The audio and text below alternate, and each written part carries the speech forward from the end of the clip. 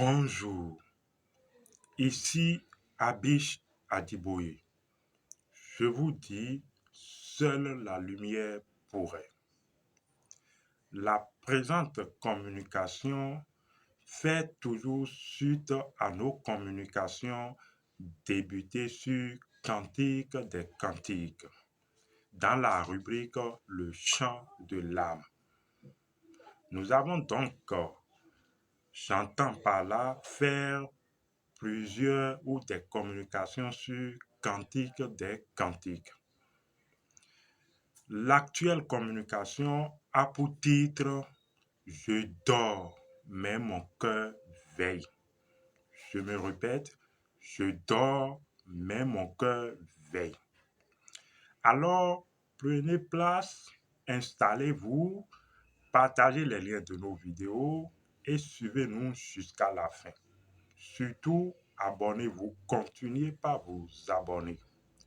Je dors, mais mon cœur veille. Nous avons déjà fait dans les communications passées l'introduction et l'explication d'un certain niveau de cantique des cantiques. Nous n'allons pas revenir là-dessus. Merci de consulter les communications passées. Dans Cantique des Cantiques, Cantique 5, verset 2 précisément, il est débuté la phrase de la façon suivante. Je cite, Je dors, mais mon cœur veille. Point de suspension, fin de citation. Je dors, mais mon cœur veille. On pourrait se demander qu'est-ce que ça signifie. Ou si vous avez lu une fois Cantique des Cantiques, vous vous demandez ce que signifient ces phrases, ces vers de Cantique des Cantiques. Et nous avons déjà expliqué qu'il faut pouvoir se retrouver dans cet état de veille pour comprendre Cantique des Cantiques. Je dors, mais mon cœur veille. Il ne s'agit pas de dormir physiquement. Nombreuses personnes dorment physiquement, mais font-ils la veille pour autant? Mais d'abord, c'est quoi la veille? Pour faire simple, la veille est liée à cette présence de l'imprévisibilité.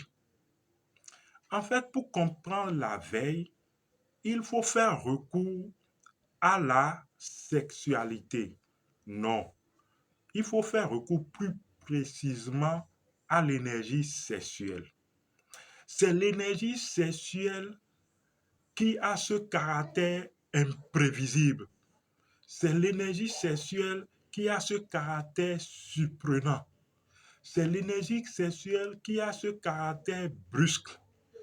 Et quand l'énergie sexuelle amplifie nos émotions, vous voyez combien de fois, de façon émotionnelle, les gens sont imprévisibles.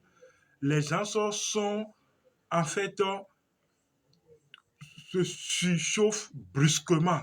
Et après, les gens se regrettent. C'est l'énergie sexuelle qui a ce caractère-là. En fait, ça, cette brusquerie de la nature, c'est pourquoi arriver à maîtriser l'énergie sexuelle, ce n'est pas donné à tout le monde. Et si on retourne dans les divinités de l'Égypte antique, dans la mythologie égyptienne, nous avons le dieu Seth qui a ce caractère d'imprévisibilité. Et surtout, dans nombreuses traditions, nous avons également le serpent qui a ce caractère surprenant d'imprévisibilité, où les gens sont, où voilà ce caractère d'insaisissabilité, voilà, j'y arrive. C'est l'énergie sexuelle, parce que vous ne savez pas quand, ni l'heure, ni le temps, où cette envie, où ça peut vous prendre, où vous pouvez vous perdre de vous-même, et après, subitement, vous vous dites, mais qu'ai-je fait? Vous voyez, vous ne savez ni l'heure ni le temps. En réalité, c'est ça.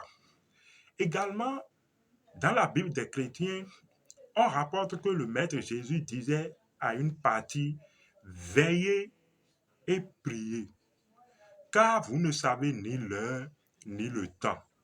Mais là, quand on parle de veille et de prier, les gens se sont dit, mais il s'agit de s'asseoir et commencer par réciter une telle prière adressée à un Dieu où les gens récitent des prières, Notre Père, je vous salue Marie, par-ci, par-là. Nous n'interdisons à personne de réciter des prières. Mais au vu de la compréhension que nous venons de vous ressortir brièvement, est-ce qu'il s'agit vraiment de cette prière? De toute façon, vous avez tout le temps prié, mais arrivez-vous à saisir l'imprévisibilité de l'énergie sexuelle? Soyez honnête. Je vous assure, soyez honnête avec vous-même. Arrivez-vous à saisir, à maîtriser vos envies, vos pulsions, l'insaisissabilité de cette énergie, malgré toutes les prières que vous faites jusque-là? Est-ce que quand alors vous traversez ces moments de puberté, ces moments de pulsion et d'envie, vous arrivez à résister et à faire preuve de maîtrise? Donc quand on dit veiller et prier, il faut profondément comprendre les choses. Vous priez tout le temps. C'est ce que je vous dis. Vous priez. Donc, il s'agit alors non pas de la veille que vous pensez, la veille physique, vous pouvez veiller vraiment, mais il s'agit ici de la sexualité.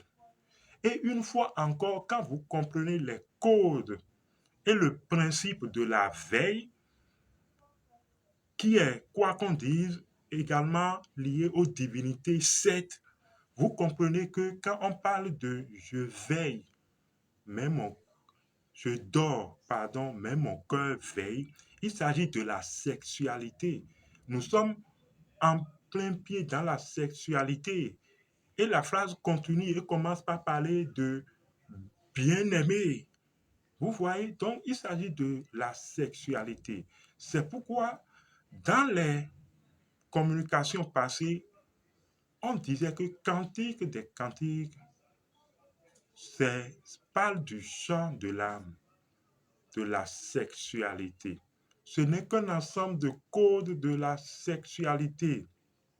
Parce que quand on dit par exemple que quelqu'un dort et la personne se réveille, vous savez que le réveil a trait à ce qui ouvre les yeux, ce qui pénètre une compréhension donnée. Donc, ça veut dire que la veille amène au réveil, ou je dois dire à l'éveil, donc à l'œil d'Horus. Parce que quand vous êtes éveillé, vous pénétrez les choses d'une compréhension qui échappe à l'ordinaire. Donc, c'est un peu comme si vous faites preuve de vision, de clarté et d'éclairage, donc lié à l'œil.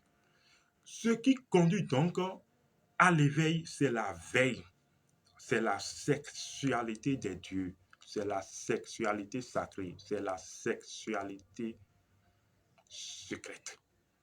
Oui. Donc, quand on dit la veille, à l'éveil, je dors, mais mon cœur veille. Nous savons que le cœur, c'est la dimension de l'âme. Donc ici, l'âme veille pourquoi? L'âme veille pour ne pas sombrer dans les abîmes. L'âme veille pour ne pas se perdre elle-même. Parce que l'imprévisibilité de cette mérite qu'on veille. Et c'est comme ça l'insaisissabilité du serpent, de cette énergie serpentine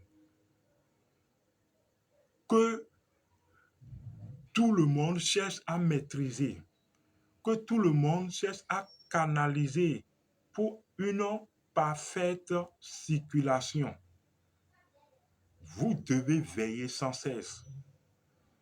Parce que cette énergie pour laquelle vous veillez ou pour laquelle nous devons veiller est vraiment imprévisible. Et il faut sans cesse prier, sans cesse travailler. La prière n'est pas vraiment la récitation des paroles que les gens font sans cause. Comprenez, je ne dis pas de ne pas réciter des prières, mais telles que les gens font. Qu'est-ce qui a changé? Qu'avons-nous changé? Qu'avez-vous changé?